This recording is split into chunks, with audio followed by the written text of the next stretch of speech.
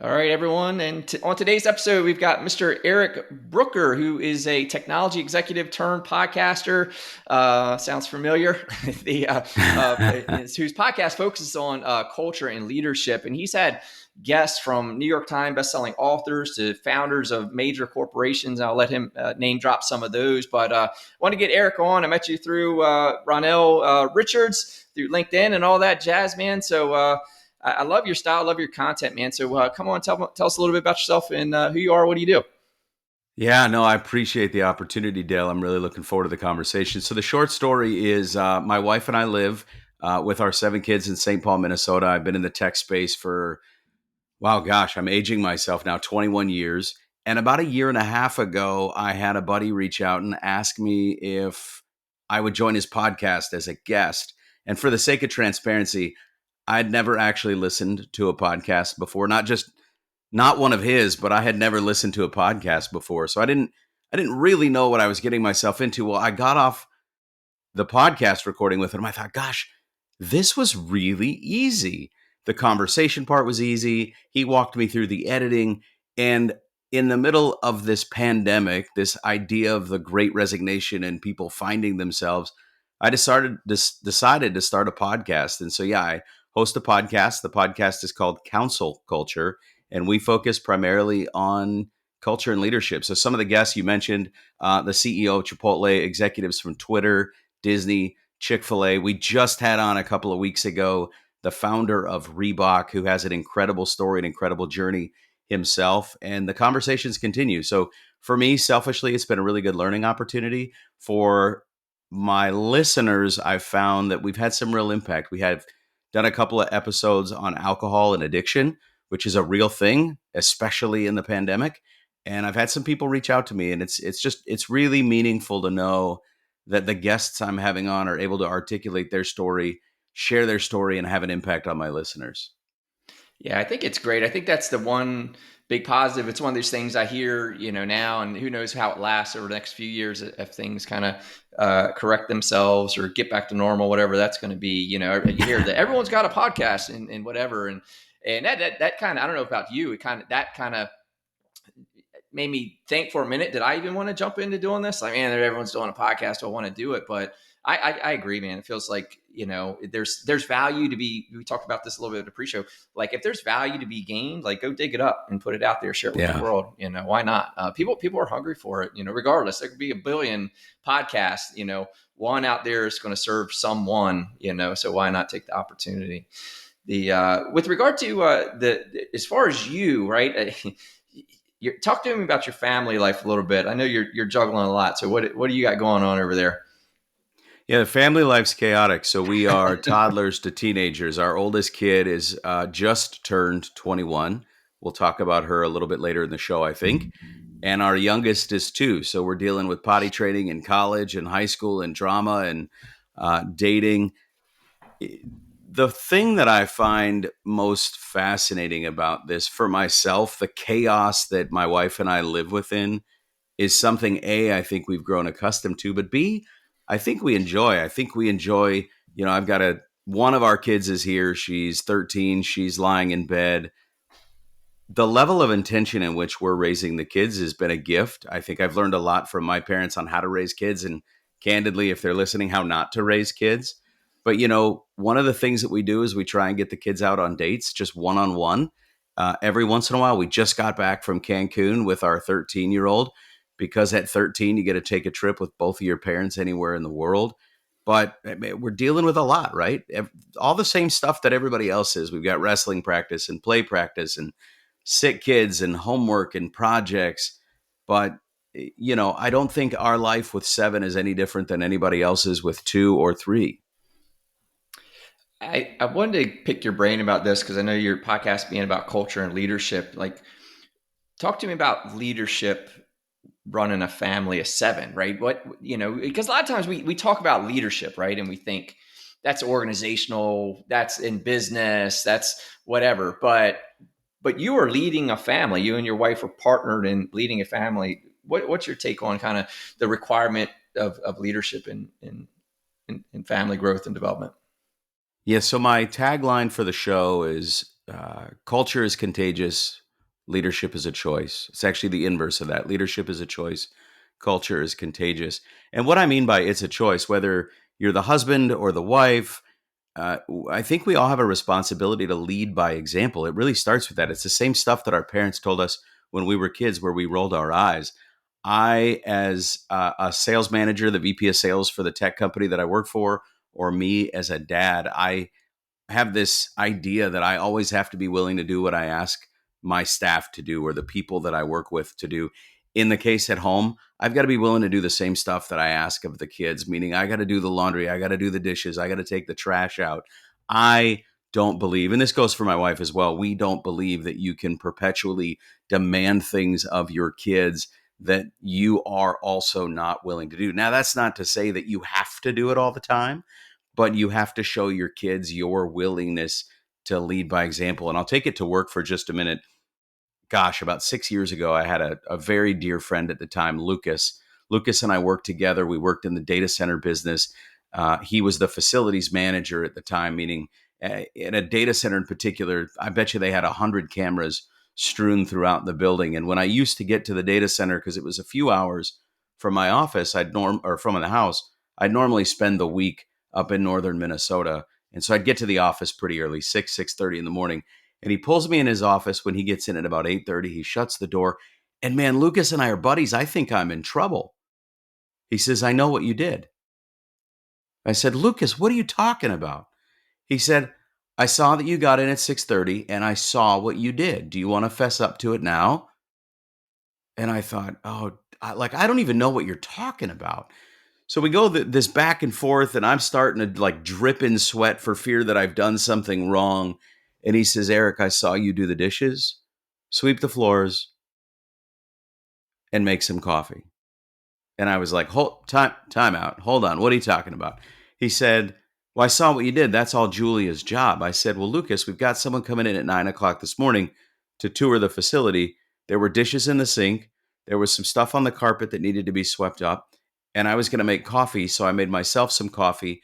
And then I made a carafe of regular and decaf. He said, why would you do that? That's Julia's job. I said, because it needed to be done. And he goes, and that's exactly why we hired you, because you're willing to pick up the broom and do what it takes. And that conversation right then and there, I think, leads right back to your question about leadership at home. You've got to be willing to do what it takes. My 15-year-old mows the yard. He didn't mow the yard when he was 2. I did it. And then at some point he showed interest and I let him do it. And candidly, like the dishes that my kids do every night, when he would mow the yard, I would then go back and mow it after him because he did a terrible job. My kids don't do a great job doing the dishes, and I go back and fix it after them. But you got to give them the ability to fail by trying to lead themselves. And the fun part for me, and then we'll move on, the fun part for me, and it doesn't happen as often as I'd like it, the joy for me is watching my kids lead by example, meaning they'll put that last paper plate or cup in the trash, and then they'll go take the trash out to the street because they see the bag was full. Or my son will go out on a Saturday and mow the yard without me asking because it just needs to be done. Watching the kids then do things on their own because they need to get done is a real joy for me. Are you seeing that kind of click? Is there a time, you got 7 kids, so you got a good pool to pull from? Is that time? Because I feel like, you see these I don't know, I'll say stereotypes today where the kids are lazy, they just want to be on their phones. Like, are you seeing, how are you combating that as a parent? Like this comfort culture that there's so much to do online in their phones and distraction and so on. Hey, look, what I tell people is adults can't even handle it. How our kids handle it, but how are you dealing with that as far as a parent with 7? We had a gentleman who was the father of a dear friend of my wife's, Dr. Farmer, and he told us when Owen, our 15-year-old, was probably 2 or 3 years old, that everything is a privilege. And when we first heard that, that was really confusing to us. But he said, you have a basic obligation to feed and water your kids. And he said that half jokingly, but that doesn't mean that fruit snacks are feeding. You can give your kid a slice of chicken for dinner with some rice and a glass of water, And that is you owning your responsibility. And in an effort to give them the fruit snacks, they have to earn the fruit snacks. You have to see them doing good. And I don't want to say that Jen and I are amazing at this, because we fail all the time at this, but when we start to fail as parents, we see that behavior sliding with our kids. But when we catch our kids doing good things, right now it's our 5-year-old. He wears a pull up at night. If he gets up in the morning, takes his pull up off, throws it in the trash, and gets himself dressed, that's when we want to reward our kid with what we would call a privilege: fruit snacks, or maybe a sugary cereal for breakfast, or a soda at lunch. Hey man, I saw what you did. Thanks so much for getting ready this morning. At lunchtime, we're gonna let you open a Coke, which is a treat in our house that they might have once a week. I think the same goes with the cell phone. We've been not as good as I'd like. In fact, I would go back and do it different. We got our son an iPhone a few years ago. Gab Wireless is a phone that I think will get our kids going forward. If you're not familiar with Gab and you're a parent, get familiar with them. It's GABB. But giving him an iPhone, I felt like we opened the floodgates for everything that you're talking about. The interesting thing is, between Disney Circle, which is a firewall at the house, which can VPN into the phone's cellular carrier, which allows us to restrict our son's access to everything from pornography to YouTube to games to everything, to screen time on the phone itself. The Apple device has a feature called screen time. Everything's a privilege. So he gets 15 minutes of TikTok every day, and he's got to earn anything more than those 15 minutes. Now, he'll use those 15 minutes on the way to school almost every morning. So he comes home and knows what needs to be done for him to ask for more time. So again, we fail all the time. It's easier. Every parent listening knows it's way easier to plop your kids in front of the TV than it is to parent or help them with homework or whatever, because you've got to make dinner, you got to mow the yard, or you got to work out. That's our big failure. That's our big failure right now as parents. My 2-year-old, his favorite show is some silly little cartoon called Coco Melon. We will let him watch Coco Melon for 15 minutes, and then our day is ruined because that's all he wants to do. So now we got to take it away and give it to him as a privilege every couple of days. And it's real hard when they're young, because I don't think they quite understand privileges. But again, we're working on it. Yeah, I'm with you there, and I love picking the brains of other parents in that capacity, because it is all right. We're in uncharted territories a bit as parents today, right? We're like, as humans today, we're on uncharted territories with all this information age and accessibility and all that stuff. So I'm always interested kind of how people are balancing it. And I think, it seems like, I don't know if you're seeing this. Do you see, like, where are you seeing parents go wrong in your opinion? So now you're allowed to put your judgy hat on and kind of go, man, things I see, or maybe mistakes you've made that um, you aren't going to make anymore. Well, no, I'm definitely going to make them plenty of times over. The interesting thing, I think you and I are about the same age. Our parents, when we were kids, would say things. I'm guessing your parents did as well, Dale. I remember exactly what it's like to be 15 years old, or I know exactly what it's like to be 13 years old. And I think us growing up, I'm in my early 40s, me growing up, I grew up in an analog age. My parents grew up in an analog age. Our parents didn't have a childhood that looked all that much different. I would never let my kids do this today, but I'd go ride 4 or 5 miles on a bike to my buddy Eric's house, and I'd come home after it was dark, and that was just okay. When I look at my kids today, again, 21 to 2, I can't look at any of them and say I know exactly what it's like to be 15, because my version of 15, for the first time maybe in the history of the world, looks exponentially different than what it was when I was 15. Consistency is the area that I think we fail in the most. Uh, Being consistent in parenting, being consistent in punishments, being consistent. I think the area in which I failed and I see parents fail the most is punishment. Dale, we're taking a privilege away and you don't get it back for a week. Period. No questions asked. And let's say it's the TV. You know what's going to happen an hour from now when my buddy comes over to grab some bourbon or have a quick conversation or a cigar or fire pit in the front yard? Is I'm going to say, hey, why don't you go watch a show while Mr. Metzinger and I are out in the front yard? and we give in because it's easier than the consequence. And the consequence is the kid's going to nag, or the kid's going to beg or plead or steal or throw something or kick or have a tantrum. Our biggest area of failure, and I think one of the biggest areas of failure for all of us as parents, is just consistency. We ask a lot of our kids, and I think in most cases the asks are reasonable, but we don't see them through. So if your kid doesn't do the chores, our answer on Saturdays is everyone's got chores on Saturdays. You don't do the chores on Saturdays, that's fine. We're going to wake you up early on Sunday to do them, and there's no allowance. But then Sunday rolls around and my wife wants to sleep in and I don't want to get up either. So it's like, well, they'll get to them next week. Now we're not going to pay them allowance, but they didn't learn the responsibility of getting chores done for allowance or not for allowance. One area that I think we learned really, really early on that I'm really grateful for is a family here in the St. Paul area that taught us about allowance. When our 15-year-old turned 13, we started giving him, assuming he did his chores, $25 a week. Now, I got like $1 a week for doing chores as kids, and $25 seems excessive to a lot of your listeners, but here's where it goes. That $25 a week is his to do with as he pleases, but he is responsible for putting shoes on his feet. He is responsible for the clothes that he wears. He is responsible for his entertainment, his dinners out with his buddies, his lunches out with his buddies. So he buys his own clothes and he manages his own budget. And that's one area where I think my parents failed. And I think our generation's parents failed us is I didn't learn the value of a dollar. And I think one of the things we're trying to give our kids is at $25 a week, you got to buy your own everything. Now, we're not expecting him to buy his own food, but from socks, shoes, underwear, shorts, clothes for church, the whole 9 yards, you got to manage that $100 a month as best as you can. Yeah, I love that. The what at what age did that become the standard?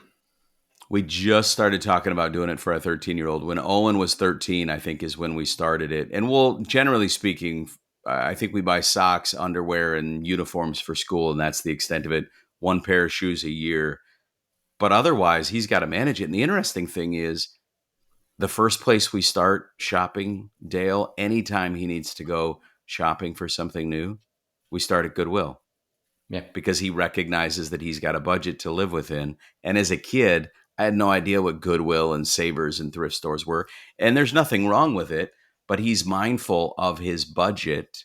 And I'm hopeful that his experience as a young adult is far better than my experience as a young adult when I did what nearly every other kid did, uh, is get themselves in debt, find a credit card, spend too much, and dig yourself out for the next 5 years. Yeah. Now, with your 15-year-old, was that the first child that you did that with, or had you done it before? Yeah, so he's our second, and we had gotten the idea after Carolyn, our oldest, was out of the house. Right. Not out of the house, but she was beyond the age of now entering into this idea. Uh, so yeah, I think Owen was our first. He's our second child, and we'll certainly do it with the rest because it's proven really well. You know, the hard conversation, Dale, when you don't have any money is, hey, I can't go out tonight. And he's had to have that conversation with his buddies. Hey, man, tonight's just not going to work. It's that necessity thing, right? A lot of people have like goals. I was talking about this morning. A lot of people have goals, right? But we're in such this creature comfort era, right? We're the wealthiest as humans as we've ever been in the history of mankind, right? Like we just Yep. have all these comforts, and so it's easy to be comfortable. And even I love how you talk about choosing ease versus the hard stuff and how that leads to failure as a parent, right? Like it's easy to just let the kids have what they want. Easy, just give them everything. That's easy, right? Because then you don't have to deal with the difficult conversation, everything that you described. And but there is that.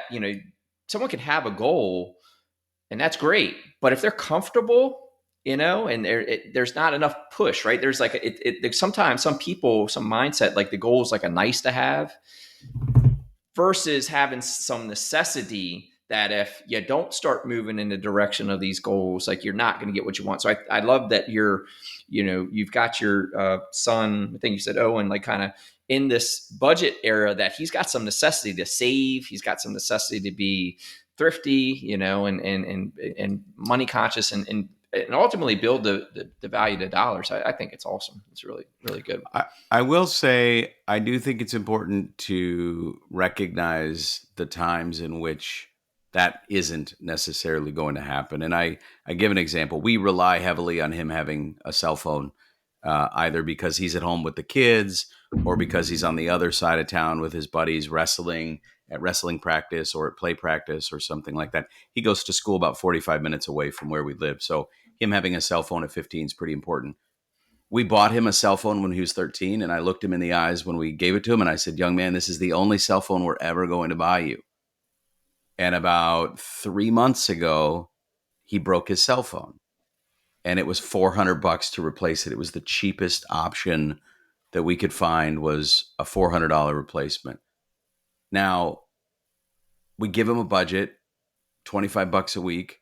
He doesn't have $400 right now to just simply replace the phone, but we needed him to replace the phone. He needed to replace the phone. So in that case, we sat in the Apple store and we walked through, hey, this is $400, buddy. That's a lot of money.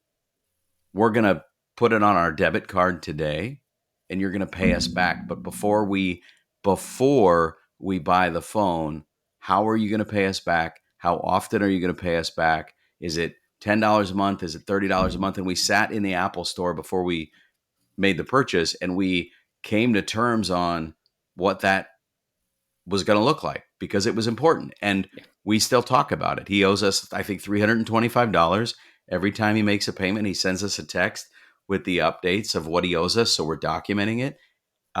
Because I do think there's times to deviate from the rigidity that I like to talk about because life's not as rigid as we'd like it to be. Yeah. Yeah. And a great opportunity in a sandbox to learn that lesson, right? What do you do when you don't have the money for something that you need, right? And how do you fund it? How do you, take a loan, pay it back and give them that practice, right? At a Yeah. time that you're controlling it, as opposed to, like you said earlier, getting out, getting that credit card statement or mail or junk mail and then going, oh, I can have $2,500. And then boom, there we Yeah. go. Start that mountain. So awesome. Now, did you have a bunch of siblings growing up? It was me and my brother, my older brother, for a number of years. My parents both got remarried. I inherited a stepsister and a stepbrother, so just the four of us. Oh, wow. So you had a little bit of experience of, having siblings in the house and the interactions and all that jazz. Yeah, for sure. So with regard to that, right? Like having seven kids is a lot. Obviously, you're a professional and all that. Like, what's work-life balance look like to you? What does it mean? You know, it's interesting. I interviewed the CEO of Chipotle a number of months ago, a guy by the name of Monty Moran. He's written an incredible book called Love is Free, Guac is Extra, aptly named for the former CEO of Chipotle. And I think it was him that brought up this idea that the idea of a work-life balance is sort of unjust in itself. And all I mean by that is there's weeks where I'm far more present to my family than I am to work. And then there's weeks, next week I'm in Las Vegas. I'm in Las Vegas from Monday to Friday. I will have, in fact, this particular week is a hard week. I won't talk to my wife very much. I'll try and FaceTime with the kids every night, maybe if time allows. But for the most part, that week is 7 a.m. breakfast to midnight going to bed. And my kids will be in bed. I won't see them. And then there's weeks where I'm far more focused. Maybe I only put 30 hours in at the office, but it's because the kids have a performance or soccer practice or a soccer game or something along those lines. So family life is really important to me. I talk a lot in a sales and leadership role that I've been really blessed to be in my role because I get to determine my schedule. I get to schedule most of my appointments for me. Sometimes my team does, sometimes travel's required. But generally speaking, this morning, as an example, I got to my desk at 8:15, 8:30, which is pretty late for me, but it's because I wanted to take my daughter to school. That's not something I normally get to do. And she's asked me a couple times recently to take, hey, can you take me to school? Don't lose sight of the fact, and I have for many, many years, and I feel like I'm just gaining control of this, but don't lose sight of the fact that we go to work so we can be present to our families. I think so many of us lose sight of why it is that we go to work. And I did for a long time. I'm about a year and a half in to really understanding why it is that I get up and go to work every day. The first few months of COVID, I'm pretty vocal about this. I didn't even know how to do my job. My job was going out and meeting with people. I was out of my office every day. I was on a plane most weeks. And for the first couple months, I didn't know how to do my job from behind a desk. Now, God bless Zoom and GoToMeeting and, Skype and all that. But I've learned how to do that. But the other thing I've learned through COVID is just how important my family is. And that was a really great reset for me. I don't want to diminish all the suffering that people went through COVID. For me, it was a blessing because I was able to refocus and reprioritize. And I'm just far more present, family first. And if you're working for a company that doesn't have that philosophy, you're probably working for the wrong company. I had, actually, yesterday was the 1 year anniversary. My sister in law, unfortunately, passed away a year ago yesterday due to an 11-year battle with alcohol addiction. And I realized the culture in my organization when she passed away. We live in Minnesota. All of my family lives in Phoenix. Got a call at 3 o'clock in the morning that my sister-in-law had passed away very unexpectedly. And what do? You start packing and you get the car loaded. And at about 10 o'clock, when I knew my boss was moving out west, I sent him a note. I said, hey, my sister-in-law passed away. Probably going to leave for Phoenix this afternoon. And for the next 2 weeks, I didn't work but 1 hour. And that was a meeting I felt like I needed to take, and it was a good way to get away from everything going on. But the company cared so well for me, from sending flowers to the mortuary to my boss and the founder of the company saying, hey, whether it's a couple of days or a few weeks, whatever you need to do, take care of your family. And for me, in my next role, whether it be sole proprietorship, where I eventually employ people, or if I leave the current company to go somewhere else, that's the type of culture I'm looking for. Someone that's going to care well for me and understand that family is first. Yeah, and I'm glad you bring that up because it is a great lesson. It's so easy to get hyper focused on work and not prioritize. And I say not prioritize. What I mean is recognize that some things can wait. Like we can get our heads down as professionals, executives, or whatever, and think like everything's now, now, now, now, now. But time management can also be recognizing what doesn't need to be right now, so we can go back and, like you said, give time to your family. And you're right, right? When you're traveling and it needs your attention, and there's going to be balance in both directions. There's going to be balance one way for the needs of your career and how you're providing for your family and all that stuff, and then there's balance back the other way to compensate for it and all that. And Yeah. it's the whole picture. Yeah. That's a good kind of segue into the podcast. So congrats on all the success there. The guest list has been impressive. So tell me about the show. Yeah, so I really started it on a whim. If it's funny, I ended up having her on the show. I read a book. For those that don't know me, I didn't previous to the show, I didn't read a whole lot. I had an author, a woman by the name of Deanne Turner. She was the vice president of talent for Chick-fil-A for about 33 years. I connected with her on LinkedIn. She was kind enough to send me a copy of her book, and candidly, I felt obligated to read the book because the author had sent me a copy of her book. So I read the book and I had questions after reading the book, and I felt like, well, I can't call her and ask her these questions, but how do I get the answers to these questions? And so I did my buddy's podcast. We talked about that. And I realized in starting a podcast, I can have Deanne Turner on my show to get some of these questions answered. Subsequently, again, we've talked about the folks that we've had on. We focus on culture and leadership. And the premise of the show really stems. My third episode is, I think it's called A Toxic Work Environment. I was in a terrible work environment. The reason we focus on culture and leadership is because earlier in my career, I worked for a really terrible company that said all the right things in the interview process, that had the right vinyl letters talking about all the things that they stand for, splattered on the walls of the corporate office. They had Taco Tuesday and foosball tables and free coffee and pizza and all the cool things. But the practicality is, once I got in and the rose-colored glasses came off, I'll just be really honest, they weren't good people. And so my endeavor in putting this together, this show, is I want to learn and I want to share with others how to sort of figure this out in the interview process. And when you're talking to people, we've had experts on parenting come on and talk about the things that we were just talking about: culture and leadership at home, culture and leadership in the office, culture and leadership at church, at wrestling camp.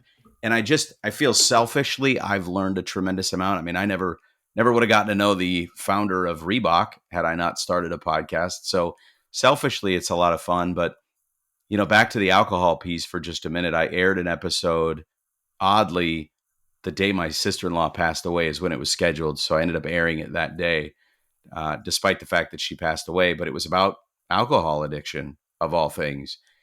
And I had someone reach out to me that day telling me, not someone I knew, that he was 500 days sober.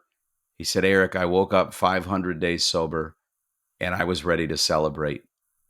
And what he meant by I was ready to celebrate is he was ready to have a drink. He said, I got out of the shower and I looked at my phone and I was going to turn on a podcast. He said, in scrolling, I somehow found your podcast and I'm listening to your show that morning as I'm getting ready for my day. And he says, I immediately walked into the kitchen. I looked at my wife and said, hey, today's day 500 and I need help. And he said, I wouldn't have recognized it if it weren't for your show. And that's not me. This has nothing to do with me. This is the guests that I've had on the show and the impact that they're having.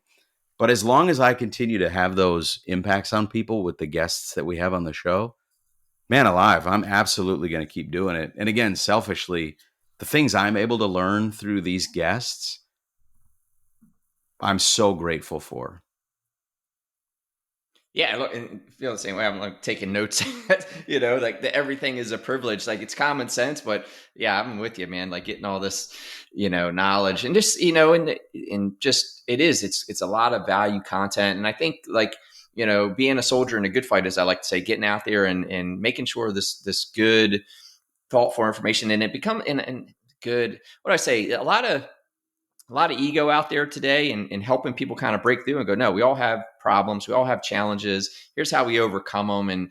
And just keeping these conversations up at the top because, we're faced with this, the highlight reel of social media and all these things that we think something's wrong with us because our lives don't look like what we see online. And just having these real conversations, people need to hear it, we might be fortunate to be having these conversations with friends and circles or whatever.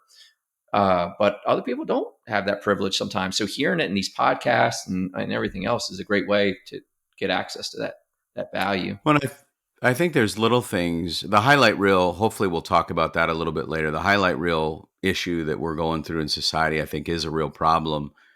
But, you talked about the good fight. It immediately made me think of an episode that I had called The Good Fight with an author of the book, aptly named The Good Fight. Leanne Davey came on and talked about the importance of conflict at home and in the office. Mm-hmm. And these are things that I'm learning along the way is I've got a lot of growth that needs to happen for me to be the parent, the father, the husband, and the coworker that I want to be. And for me, the podcast has been a gift because I continue to grow and mature and add new things to who I am based on what I'm trying to become. Yeah. You're your own ideal of a sort, right? Like, yeah, absolutely. And that's powerful stuff, man. Like living it, just live what you want to be. And the more you're talking, we were talking about goals, I think in the green room earlier, right? The more you talk about it and put it out there, like who you're trying to be, right? Like, for example, if you want to get better at something, but you don't tell anyone versus knowing you want to get better at something and telling people in your circle so that you can just, we want to have good word, right? So if we're like, for me, like if I say something, it's on. Like if it comes out of my mouth, it's on because I don't want to be that guy, right? So just, talking it, living it, hearing it, and getting exposed to it, man, 100%. You've got no choice to hold yourself accountable to it. There's data around that. Ryan Leake, an author of a book called Chasing Failure, writes this in his book. Putting it out there like you're talking about, you are 65% more likely to actually do it. Now, here's the other piece, and I think the number is 80 or 85%. You're 85% more likely to get it done if you have an accountability partner. So Yeah. putting it out there in the world, you're more likely to, but you're exponentially more likely to if you actually say, hey, Dale, I need you to hold me accountable to this. I'm going to lose 15 pounds, or I'm going to work out an hour a day, or whatever that thing is, because you know what's going to happen. The one gift in this little box here, the cell phone that I'm holding up, is that I can shoot you a text at any hour. Hey man, it's 9 o'clock at night. You said you're going to work out every day.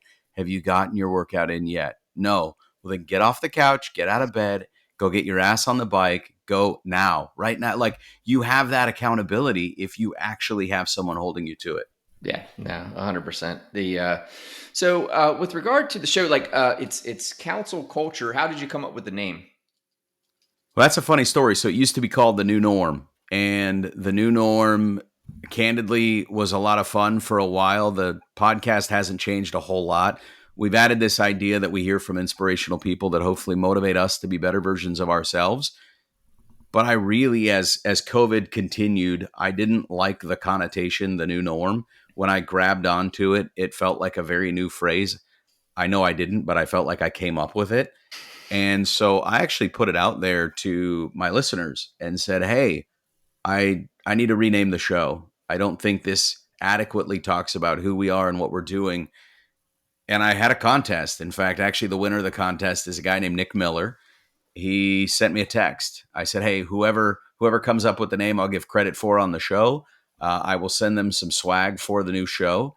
And it was really focused on what we're about. We're about advising people on culture and leadership. And I do like the play on cancel culture, but to counsel someone is to give advice.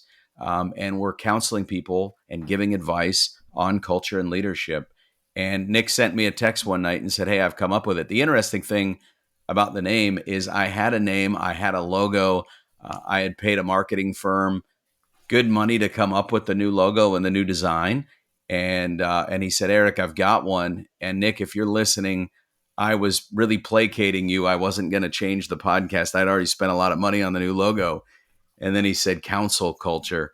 And I didn't even need to sit on it. That was the name of the show. It fit perfectly. And it's gone over really well with the audience, because I think in naming a podcast, you want something that's going to stop people in their tracks.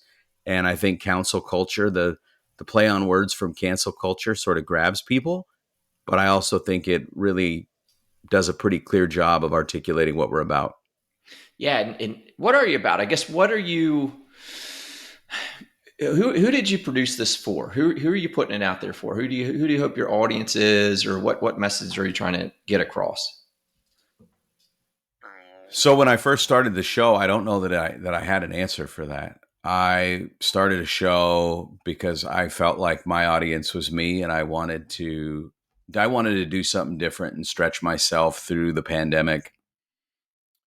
I really want my audience to be anybody that wants to be a better version of themselves. It's just that simple. Whether that's in business or at home, whether that's as a spouse or as a parent, anybody that wants to be a better version of themselves. Again, we talk about the key executives that I've had on the show, and that's great because I think that gives some credibility to the show itself.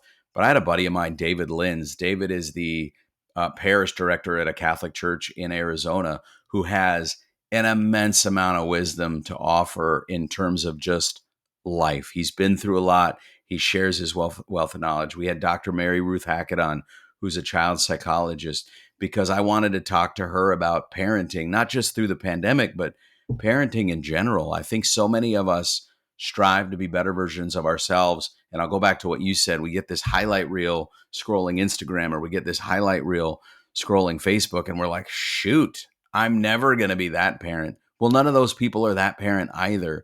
But if we're just striving just a little bit, a guy by the name of Eric Benson, I used to work with years and years and years ago, early in my career. And he had this philosophy of, Dale, if you could get 1% every day, 1% every day, you're just a little bit better. You're 1% better each and every day. Think of where you end on December 31st. That's 365% better. And it's just a little extra effort each day. Maybe the first thing that you do, maybe today's 1% is doing the dishes as you use them. And all I mean by that is if you're anything like my house, dishes get loaded up, you wait until the evening and then you go do the dishes. If that bothers you, make that your 1%. Going forward today, every time there's a dish in the sink, every time you put a dish in the sink, it doesn't make the sink, it makes the dishwasher. Or taking the trash out when it's full, or today I'm going to focus on getting 15 minutes in the gym. 15 minutes isn't enough for anybody listening, but before you hit 30 or 45, you got to hit 15. 1% every day is not that hard. I mean, really, it's just not that hard. So for me, anybody that just wants to be a better version of themselves, I'm not trying to convince anybody to be like me or like my guests, but just to be better versions of themselves and who they want to strive to be. Yeah, no, 100%, man. When it comes to, culture and leadership, and well, real quick to your point, like the CEOs, and also I learned this lesson as a young Marine. I was going to work on a general system or something like that. I remember a sergeant pulled me aside because I was nervous, like, oh no, I'm going to go work on the general stuff. And he's like, hey, Del Dog, he puts his pants on one leg at a time, just like you do. And I think that's the point, right? Is that these big names, or whatever, man, they're perfectly human too. They have lived a life, they've overcome challenges, they've got their own continued challenges or goals, objectives, whatever. So don't pedestal people, man. Like we're all perfectly human, and these guys have a lot of depth of wisdom, like you said, to learn from. But their Yeah. challenges often aren't much different than yours or ours or anyone else's sometimes. So Yeah.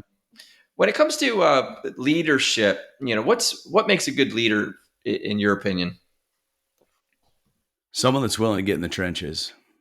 Again, I go back to your willingness as a leader to do what it takes to win, but not, boy, I had an old boss years ago and I was very confused by this approach that he took. But, as a young sales guy, I would wait for my VP to fly into town and I thought he was going to come in and close these deals for me. And he would walk into these meetings and he wouldn't say anything. He would just sit there. And I remember 3 or 4 meetings in, maybe it was 3 or 4 trips that he took from Dallas to Phoenix, where I was living at the time, where I finally said, Keith, what are you doing, man? You fly in town and you don't offer much in these meetings. He says, Eric, the customer knows you. They're buying because they like and trust you. I'm there to drop my business card as a VP and let them know that we care about them and that I'm here to support them should they need anything. And then on the back end, I'm here to walk you through how did the meeting go? What could we have done better? So Keith did a tremendous job of sitting in those meetings and let me be the leader in the meeting and run point. But also I had to step up my A game because Keith was there. So he'd go run through the fire with me. If I was going astray, he'd bring me back. But the sign of a good leader is someone that's willing to do what it takes to help you be successful. It's not about them. It's about you, whether that is financial, whether that's running meetings for you, whether that's letting you take vacation. I've worked for companies in the past, again, a sign of bad leadership, in my opinion, where people have taken vacations to other parts of the country, other parts of the world, but they haven't been able to adequately disconnect. Meaning, Dale, you're on vacation for the next couple of weeks. Enjoy your PTO. We'll hit you up if we need anything, or just make sure you're accessible on your phone if we need anything. Dale, when you're on vacation, you should be gone. Disconnect 100%. There's no excuse for that. So someone that's willing to, as I said earlier, pick up the broom and do what it takes and not expect you to do all the work as the employee. And the other thing is, if you as a company have core values and mission and a mission, that leader should exemplify the core values and the mission. So often companies have this grand idea of we're going to change the world. They have this BHAG of, changing the world. They're doing something big and they splash it on the wall and it's in every notebook that they print and all that, but they don't live it out. It should be lived out, and it's got to start with the CEO. It's got to start with the founder of a company. It's got to start with the VP of sales, the VP of operations, As I mentioned, my tagline is leadership is a choice, culture is contagious. You got to choose each and every day to lead by example. That's my 15-year-old in his class. That is your 7-year-old in her class. That's me as a sales leader. That's Dale hosting a podcast. As an example, when I host a podcast, I ask everybody to shut their email off, turn their phone off, and all that. A true leader is going to do the same in return. I was really embarrassed the first time my phone rang and I was hosting a podcast when I had just told my guest, hey, if you could, shut everything down. It's the little things each and every time. Yeah, and I think that's all spot on. What about, you mentioned earlier, going to a firm and they had everything. You got the rose colored glasses on and all that stuff. So today, if someone was asking you that they were out there looking for a job or looking at a new company or whatever, what would be your advice to someone as far as culture, what to look out for, what maybe even what questions to ask or so on to kind of see what they're walking into? So, one of the interesting things I've learned in interviewing people and being interviewed for jobs is it's a two-way street. So, Dale, if you're hiring me and I'm in the interview process, you're interviewing me to see if I'm a fit for your company. I should be doing the exact same. I don't think there's anything wrong with me looking at you midway through the interview process, sending you an email or saying, hey, Dale, you know what? Man, I'm not a fit. This isn't what I'm looking for. So often I feel like we as people interviewing for jobs feel like if we're interviewing and they offer it, we got to take it. I look to interview, as crazy as this sounds, I look to interview with as many people as possible in the same company, from the executives to the mid-level managers to the people on the streets. And the reason I want to do that is I want to pick 3 or 4 questions and I want to ask them all the same question. And if you get different answers for these questions, something's not right. Dale, how would you articulate the culture of the organization? John, how would you articulate the culture of the organization? Hey, Sarah, how would you articulate the culture of the organization and who lives it out best? Or what areas do you struggle in as a company and what are you doing to overcome those obstacles? If you're not hearing the same answers or similar answers during the interview process from the executive level and the people on the streets, something's wrong and it's not a fit. If I start to hear the same things over and over and over again, hey, you know what? We really struggle with our software. We're a small startup. We're trying to migrate from sort of homegrown applications to more formal applications like NetSuite and Salesforce.com. And that's going to be a struggle for us over the next 18 months as we make that migration. But the leadership has proven over the years that they're willing to do what it takes to help us be successful. They've lowered our quotas to accommodate the challenges that we're having, or they've given us more budget for travel. I look for similarities in the answers. And if the answers aren't similar, regardless of what you're asking, that's a red flag. I'll tell you, I went through this process the last time I interviewed for a job, and it was a great job. It was incredibly well paying, far more money than I'm making today. It was hard to say no. I got an offer, and every part of me wanted to say yes. But there were 2 conversations that struck me, and I ultimately said no because those 2 conversations, where the answers should have been identical, were so vastly different. I thought, something's not right. This Yeah. is not a fit for me. Well, the intuition kicking in a little bit. So, When you got to be happy where you go. yeah, I know so many of us move from job to job over the years, but you got to be happy, because if you're not happy at work, you are absolutely not going to be happy at home. yeah. Yeah, 100% goes both ways on that, right? If you're not happy at home, you're going to struggle finding happiness at work, and vice versa.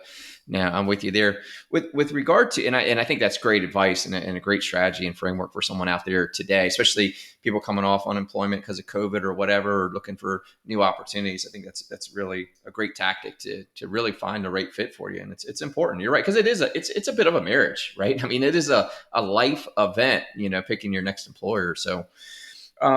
What do you think is going on with this Great Resignation thing? What's your take on it? This is one of my favorite topics. You and I didn't talk about this in advance. No. We've read a lot about this idea of the great resignation. For those that don't know, half of America right now, 50% of America is currently looking for work. And we say that as a bad thing, right? I've got a FedEx package. I ordered something on Amazon a couple weeks ago, and it's not here. And I'm frustrated of this great resignation because there's logistical issues. There's hundreds of ships sitting out in California that can't deliver product because of this great resignation. The great resignation might be one of the most unique and greatest gifts COVID has given us because people are finding themselves. I've done this through COVID. I'm probably going. I probably shouldn't share this because I'm still employed. I love my job. I love the people that I work with. But through this idea of the great resignation and me finding myself, I've realized that I can sell widgets pretty well. I can lead a team of people selling widgets pretty well. But this isn't my life's journey. This is not where my life stops. This, in fact, the gifts that I've been given over the 21 years I've been doing this have led me to desire far much greater. And I think that's what the great resignation is all about. It's people saying, I work for the wrong culture. I work for the wrong leaders. Gosh, man, I got my architecture degree and somehow I became an eighth grade science teacher. Or, hey, I got my real estate license and I always wanted to get into real estate. And somehow over the last 15 years, I'm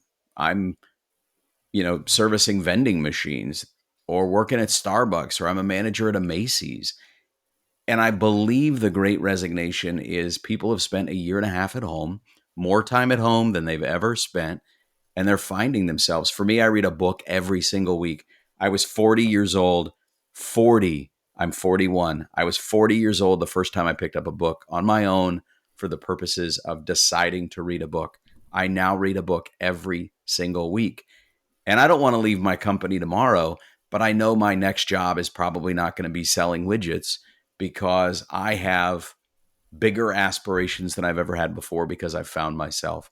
So I think the great resignation is about people finding themselves and wanting more for themselves. And listen, there's some logistical issues. Your Amazon package is probably not going to show up today. It will show up. Give it time. Be patient. And we'll get through this because just as there are people that don't want to do the job that they're doing today, there are people that want to do that job. There are people that are like, you know what? I'm done being the VP of sales. I want to go do something that's easier and more life-giving for me. And I can live on a delivery route. I can go deliver Amazon packages 20 hours a week and I can go focus on building a podcast, or I can go focus on writing a book, or I can go focus on whatever that passion is for you. Starting a gym for homeless kids so they've got a place to work out and shower and clean up after a long day.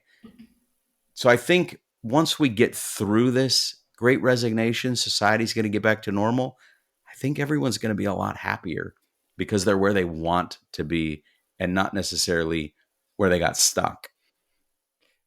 Do you think that happened because everyone was just so busy, right? Like we've really gotten busy, right? Because with our phones and having so much access to information, do you feel like people were just consumed themselves with busyness and then found, like you said, kind of found themselves in this job? They're like, and then we checked that, we checked the system, and now we're like, what the heck am I doing here? And Yeah, it's interesting. I don't know exactly. For me, again, I'm 41.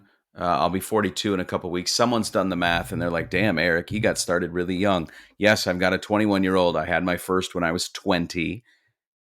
I needed to make some money. I was in college when my wife got pregnant and working an hourly job somewhere. And I got a job in technology through the help of some acquaintances at the time.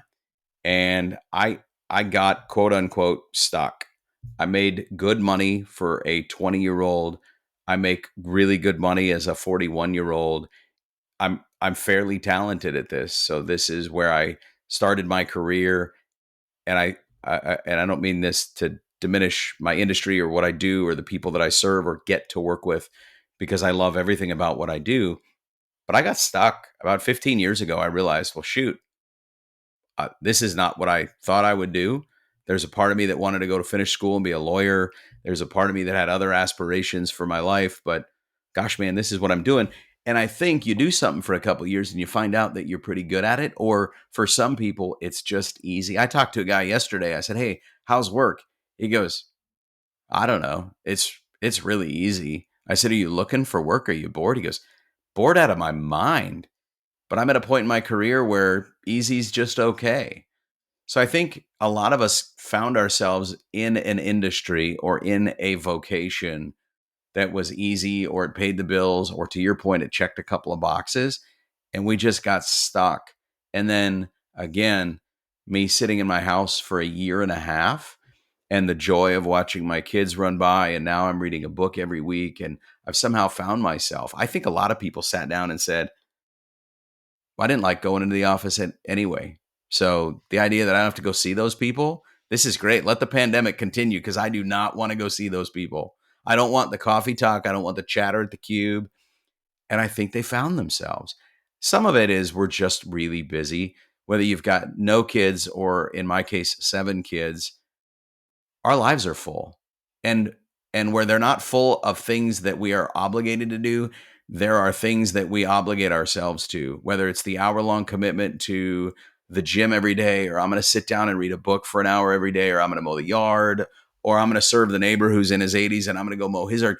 We have a really beautiful knack for filling our days. And that busyness of life that came to a screeching halt in the middle of March last year, I think has forced us all to revisit what our lives are all about. Yeah, yeah. I mean, you're awesome at articulating stuff, and that's kind of what I was after, right? Like, we were just consumed, and there's just so much fog of war and our busyness, and then all of a sudden that was away, and it kind of allowed us to kind of wake up a little bit and go, what are we doing? And because look, knowing what your purpose and your passions are, and then deciding to be congruent with that, like there's a lot of fulfillment there, and fulfillment means joy, and what are we here for? We're not here to enjoy life, right? Like, like we've got professionals out there grinding for that 80 hours a week, and they don't even know why anymore. They're just doing it because, right, they're stuck or whatever.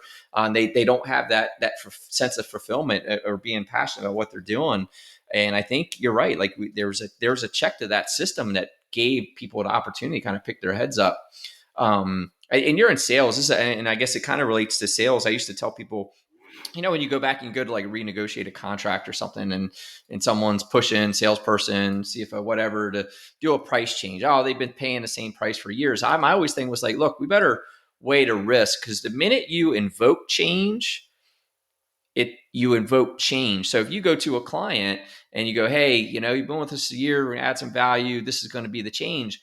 That's actually a trigger to go, well, I don't know if my prices are going to go up or things are going to change. I don't know if that change I want to have with you, or maybe I should take the opportunity to look at what other Yeah. opportunities they are. And I think this is kind of like the worker version of that, so to speak. The That people one, are like, hey, if things are going to change, well, maybe I should look and see what else is out there. the one piece of advice that I'd give people, the one thing, and this is me pointing to myself as much as I'm giving advice to others, don't just have a vision for what you want your future to look like and quit your job to go aspire to that. Go find that job. There's nothing wrong. Boy, I was 20 years old. I was 22, 23 years old. And a neighbor told me, Eric, you don't have to like your job. You have to serve your family. Meaning you may find yourself in a miserable spot for a couple of years because it pays the bills and you got to build your resume. You don't have to love your job. There's a lot of people out there right now that are unhappy. Don't quit your job, because we still have financial obligations to our families, to our mortgages, to banks, to the car loan, to all of that stuff. Don't quit, but go build a plan to go into teaching. Go build a plan to go into sales. Go build a plan to move to a farm and build a farm. Get some whatever that plan is. Build that plan and then have steps to get there. And at some point in that plan is quit your job to go do something different. But don't quit your job today just because you are done. Quitting your job is probably not a good place to use the ready, fire, aim strategy. right? Like, Bingo. But there's a lot of people doing it right yeah, now. yeah. Yeah, look, I believe in the power of necessity too. So who knows what's the right thing? Do what you think's right for you, and live with the results and get through it. You most certainly can. What do you think? So you've got a lot going on, right? You got 7 kids, you got the podcast, you got this career. Like, what do you think? What habits contribute most to your success?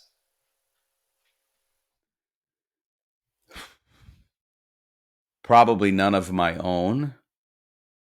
I would say that I attribute all of my success to my wife. I have the most supportive spouse that I could ever hope for.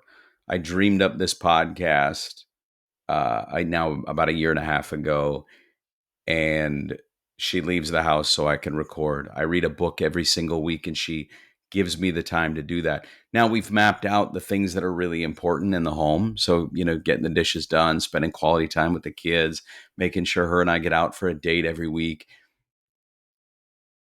But she's really supportive of my desire to be a better version of myself, read books, host podcasts. I've got a guy that I'm meeting with this afternoon.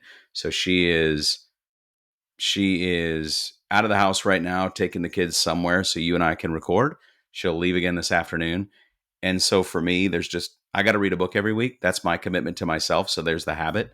But I have a really supportive wife that allows me to reach my goals. That's super supportive. That's all. And you guys have been married for how long? 17, almost 17 years. Good for you. Good for you. It's great to have a good partner like that, man. Good for you. Oh yeah. And how do you keep the energy up? What's how do you keep the energy up? How do you recharge? I get totally juiced by having conversations. So next week in Vegas, one of the if I'm honest with myself, one of the reasons I won't talk to my wife a whole lot is because I want to be out from 7 a.m. until midnight, because I recharge through conversations. I think that's one of the reasons that COVID initially, that 2 or 3 month window I talked about earlier where I didn't know how to do my job. It's because I was used to steak dinners and lunch and learns and meetings over a happy hour, and that stopped. And so I had to find another source for that. For me, the podcast is super life-giving. Reading a book and then knowing, yeah, I get to talk to this guy, Ryan Leake, later this morning. Ryan has done an incredible job of writing a book, telling a story in a documentary. He's got an incredible engagement and marriage story. And I get to talk to him about it. And I get to ask him whatever I want. And so for me, that's where I get my energy. But it's also watching my kids thrive. Our kids are super passionate young men and women, and watching them do the things that they want to do is also really life-giving for me. Yeah, no, that's awesome. With regard to books, what's some of the so getting into reading? I think that's awesome. I honor you for that. So, what at this point are you telling people to read? So, if someone's out there listening, there, man, I really need to start reading. Where do I start? What are your recommendations to kind of tell people to jump into? So there is a book that I was forced to read a couple years ago that is maybe one of the greatest books out there. It's written by the Arbinger Institute, and it is called The Outward Mindset. I think I've had my 15-year-old read it. That was a punishment for some behavioral issue that we had. He had to do a book report before he got privileges back. That was a lot of fun. I've got my 13-year-old reading it right now, but it really does a great job of articulating that we are all probably looking at the world incorrectly, and a better way of looking at it, which is, Dale, if I have someone resign their position today, my immediate thought is they found something better, or I start making excuses as to why they left. Dale, if I have someone quit today, it's my fault because I didn't give them the tools that they needed to be successful or want to stay. So I think the outward mindset is one. Chasing failure.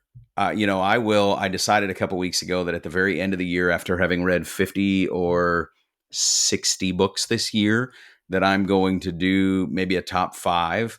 Chasing failure without question is a top 5 for me. So this is a young man who's in his early 30s who at 29 years old decided that he wanted to try out for an NBA team. He had no reason to try out for an NBA team. He was a Division III basketball player, so he had the skill set for it, but he was out of his prime relative to he didn't get drafted. He had never tried out for the team before.